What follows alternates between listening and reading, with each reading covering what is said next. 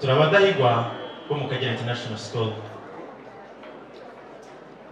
We are Abadahigwa from Akagera International School.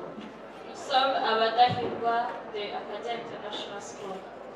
Tugiye kubamurikira ibikoresho gakondo tunababyinire imbyino gakondo.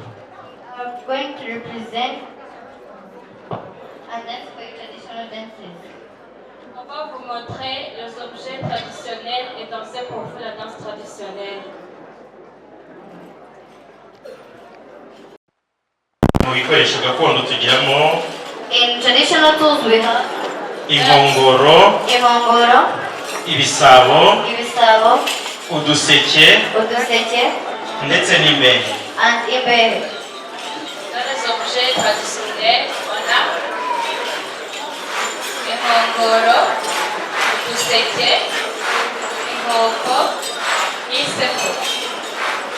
Tukagiramo kandi ingoma, And we also have ingoma, imirishyo, agasonga bugari, icumu n'ingabo, umuduri, inanga, umuhini n'isekuru. On a aussi agasonga bugari, isekuru, inanga,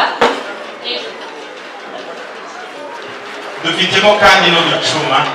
We also have uducuma. On a aussi uducuma.